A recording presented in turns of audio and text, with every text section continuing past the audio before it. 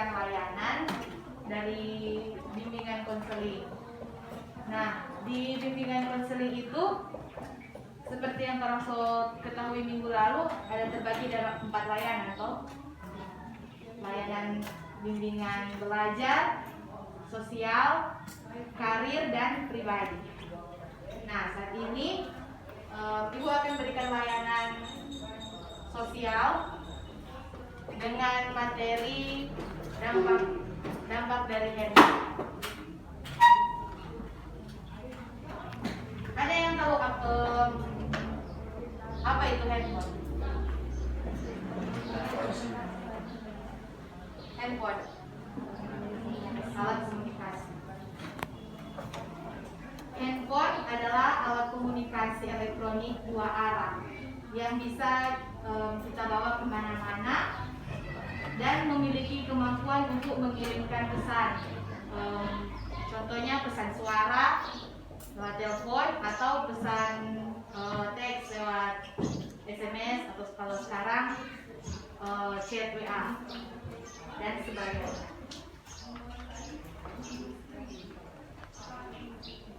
Penemu telepon genggam yang pertama adalah Martin Cooper, seorang karyawan dari perusahaan Motorola.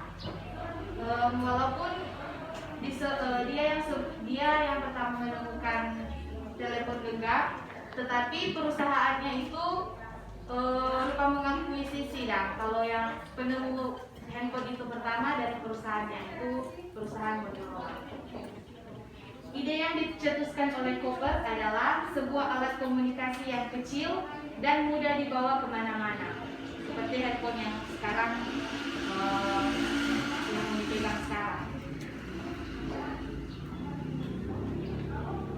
Yang pertama sekarang, ada yang tahu fungsi dari handphone? Ada yang tahu? Fungsi dari handphone apa? Untuk berkomunikasi.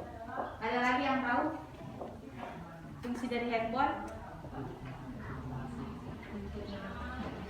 Untuk mendapatkan informasi, untuk refreshing atau hiburan juga bisa. Fungsi handphone sebagai alat komunikasi membantu dalam keadaan darurat. Misalkan orang mau pergi di rumah sakit, ada keadaan gawat. Orang mau perlu ambulans, orang cuma panggil ambulans lewat telepon. Tidak perlu lagi kalau mau ke rumah sakit atau mau pergi cari langsung ke ambulans. Jadi membantu dalam keadaan darurat. Sebagai penyimpanan, misalkan orang mau simpan dokumen, mau simpan tugas, atau ada dokumen-dokumen penting, misalkan foto KTP, foto ijazah, atau berkas-berkas yang penting lainnya. Itu salah satu fungsi dari handphone. Yang ketiga, pengoperasian aplikasi. Mengoperasikan aplikasi misalkan WA, Instagram, Word, Excel untuk kebutuhan orang. Yang kelima, sebagai hiburan. Misalkan kalau orang stres, stres dan belajar, lelah, misal orang mencari hiburan lewat main game atau nonton video di YouTube, di Netflix dan sebagainya. Nah, itu fungsi-fungsi dari handphone. Sekarang yang pasti ada dampak dari handphone, ada dampak positif dan dampak negatif. Ada yang tahu dampak positifnya?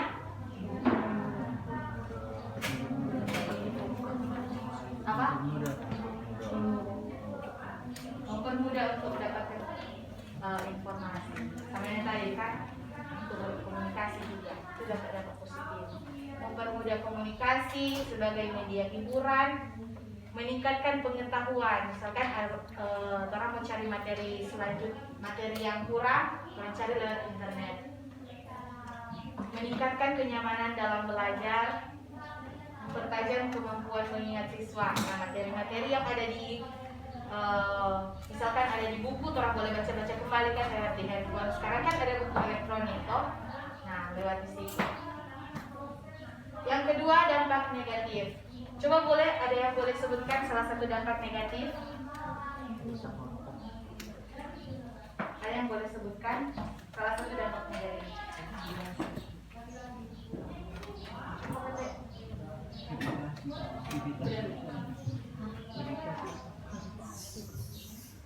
Langsung yang pertama, dampak negatif, tidak fokus saat belajar. Misalkan saat ini belajar, orang mendengarkan guru bicara, guru mengajar, terus dapat notif di handphone. Misalkan orang pe idola ada live, orang udah sembunyi-sembunyi toh, guru sementara mengajar di muka, orang pe idola orang di belakang udah sembunyi-sembunyi banyak. Bau ini toh pe idola ada live. Atau ada chat dari seseorang, orang mesti balas. Yang kedua, dapat menyebabkan kecanduan. Kalau orang sesering bermain game, itu kan bisa membuat kecanduan toh. Nah, mau belajar cuma mau bermain game terus. Yang ketiga, kurangnya interaksi sosial di kehidupan nyata atau PABI. Istilah sekarang PABI. Orang misalkan di satu pertemuan, orang keluarga ya, orang satu keluarga mau berinteraksi, misalkan ada family gathering dan begitu. Di satu pertemuan itu, orang bikin pertemuan itu karena orang sulit mau berkumpul karena misalkan ada yang bekerja, ada yang sekolah, semua sibuk. Tapi di satu momen itu orang mesti bikin pertemuan itu supaya tetap ada kebersamaan. Tapi di dalam kebersamaan itu orang bukannya saling berinteraksi dengan orang saudara, orang tante, orang om, tapi orang cuma sibuk dengan bermain di handphone. Orang sibuk dengan handphone masing-masing. Misalkan orang sementara ada kumpul, selesai makan ada kumpul di satu ruangan. Tapi semua cuma sibuk dia scroll Facebook, Instagram, live. Nah, itu namanya istilahnya PABI. Membuat interaksi sosial orang itu kurang. Itu salah satu dampak negatif. Mendekatkan yang jauh dan menjauhkan yang dekat. Yang keempat, prestasi akademis menurun. Seperti tadi toh, guru sementara belajar mengajar, orang cuma ada uni, ada bermain game. Orang sedang fokus belajar. Akhirnya setelah ujian atau orang nggak mengerti apa yang guru udah jelaskan. Yang kelima, mengganggu kesehatan. Orang kurang dapat uni dari pagi sampai pagi. Mungkin ada yang jadi tidur subuh, mau pergi sekolah, tapi tidur subuh karena cuma mengadai handphone. Nah, itu kan orang sudah ada istirahat yang cukup, itu akan mengganggu orang kesehatan. Tidak baik untuk kesehatan karena tidak memiliki jam istirahat yang cukup.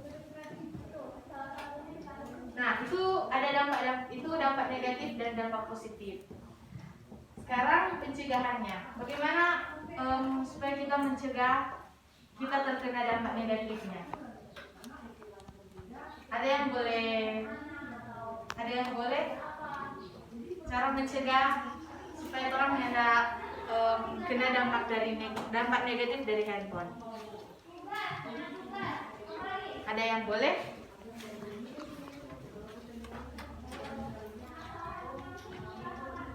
Belum ada.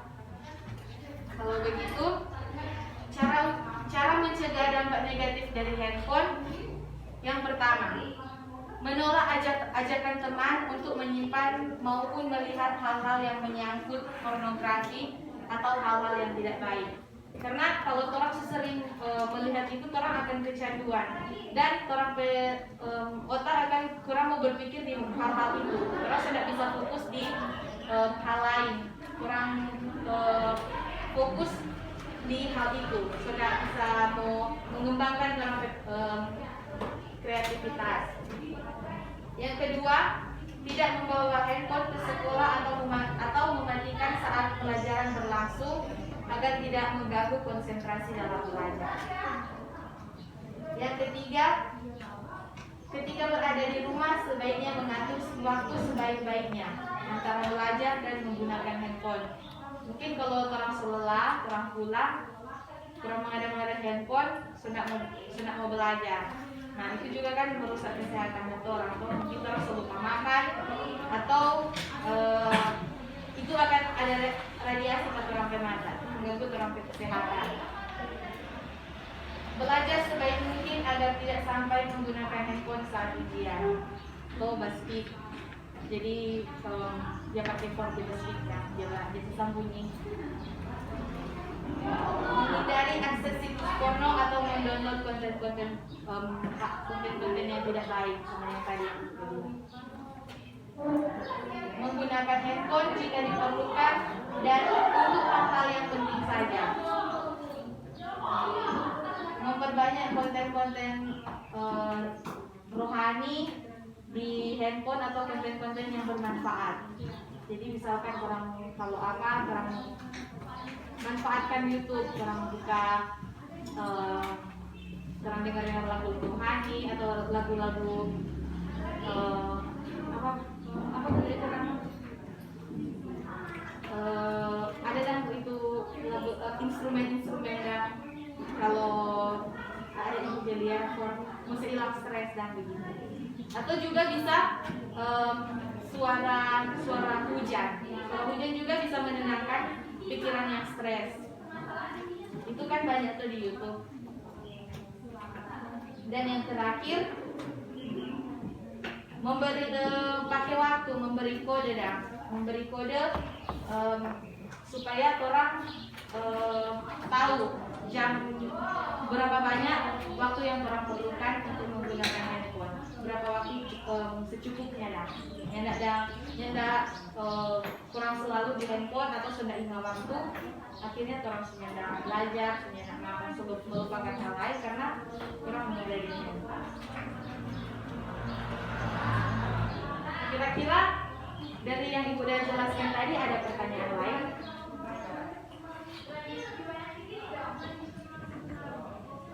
Sudah ada?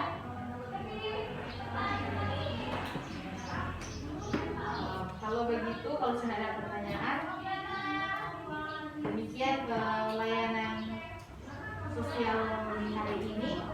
Nanti kalau ada dari kalian yang mau konsultasi atau mau konseling dengan kami mahasiswa, bisa langsung hubungi di ruangan BK atau telepon. Ada tuh yang kasih nomor WA, belum ada. Nanti bisa langsung hubungi di ruangan BK untuk misalkan mau konsultasi soal karir habis ini SMA kita mau kemana, kan ragu-ragu tuh di kelas 12 ini saat-saat yang paling membingungkan, kita mau lanjut atau enggak. Itu juga orang boleh konsultasi sama-sama. Atau mungkin ada yang bermasalah di rumah, di sekolah, orang boleh saling sharing di ruangan kita. Demikian untuk pertemuan kita di siang hari ini.